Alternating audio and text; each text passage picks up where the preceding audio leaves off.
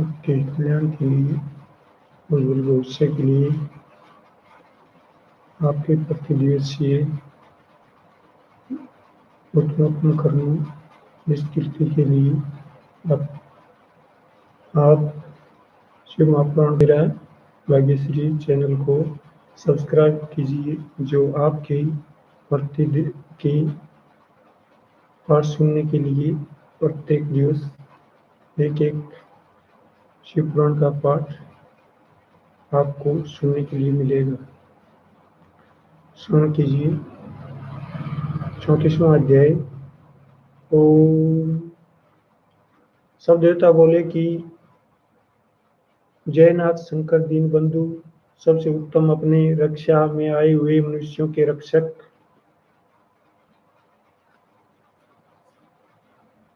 पर ब्रह्म निर्गुण अलग, तुम्हारी लीला कोई नहीं जानता। जो आपकी इच्छा होती है वही होता है। हमारा संकट काटो, हम सब आपकी इच्छा में आए हैं। दक्ष प्रजापति ने मूर्खता और अज्ञानता से आपकी बड़ाई न विचार कर ऐसा कहा और नास्तिक होकर आपको नहीं बुलाया।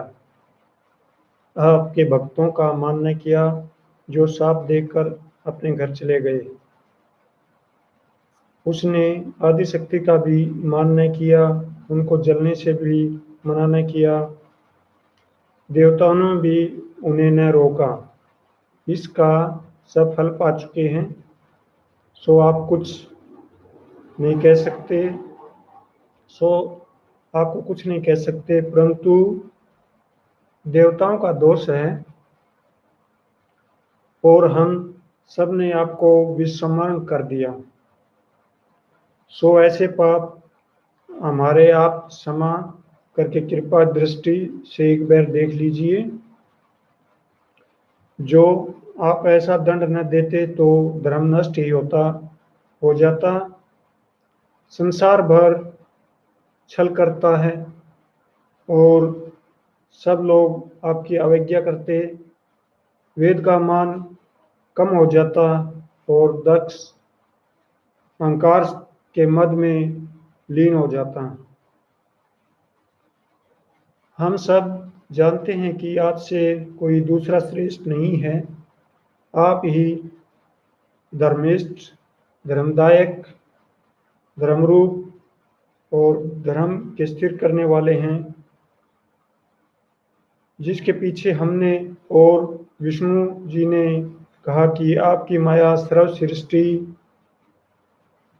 को अचेत किए हुए है। आप पर ब्रह्म निर्गुण हैं और तीनों रूप से संसार को उत्पन्न करते हैं। हम सब आपकी शरण में हैं, कृपा कीजिए निदान। इस प्रकार बड़ी प्रशंसा करके प्रार्थना की कि दक्ष को जीवन दान दीजिए और भाग को नेत्र और भृगु के क्लेश को नाश कीजिए। उषा अपने दांतों को पावे और सभी देवताओं के घायल शरीर अच्छे हो जावे। यह सब बातें आपके यज्ञशाला में चलने से पूरी होगी। आगे बिना आपके भाग के कोई यज्ञ होगा। ऐसी स्तुति सुनकर श्री सदाशिव जी अति प्रसन्न हुए। वह मुस्कुराकर बोले कि हम कुछ भी क्रोध नहीं करते हैं और कल्प वृक्ष के दृश्य सबके सुखदायक हैं। निश्चय जानो कि जो जैसा कर्म करता है वैसा ही फल पाता है। यह सब माया में फंसकर सार वस्तु पर दृष्टि नहीं रखते। दक्ष ने जैसा किया वैसा पाया। अब दक्ष बकरे का मुख पाकर जी जावे और भागमित्र के नेत्रों से देखे। यजमान दांतों से खावे, देवताओं के सब शरीर अच्छे हो जावे। यह कहकर शिवजी मौन हो गए। सब देवता प्रसन्न हुए और विष्णु जी उनकी सेवा करने लगे। जय जय का शब्द ऊंची वाणी से कहकर बोले कि हे शिव जी, आप भी यज्ञ में चलें, क्योंकि बिना आपके यज्ञ पूर्ण न होगा। कृपा करके अपना भाग अंगीकार कीजिए। यह सुनकर हम सब चुप हुए और शिव जी ने इस वचन को अंगीकार किया और चले। उस समय सबको बड़ा सुख हुआ। वे इस बात से बहुत प्रसन्न थे कि हम यज्ञ की पूर्णता को देखेंगे। कोई तो चंवर डुलाता था और कोई चंवर लिए शिव जी की महिमा बखानता था, और कोई शिव जी के आगे और कोई पीछे जाता था।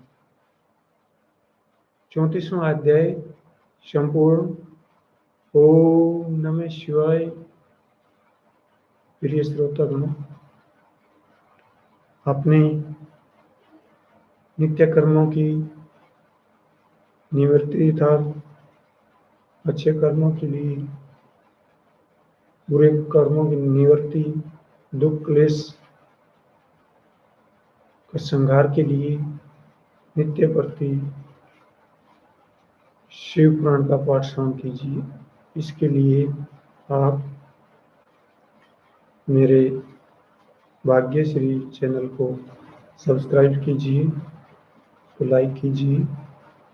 आपको जैसे लगे ऐसे विचार व्यक्त कीजिए। ओम नमः शिवाय।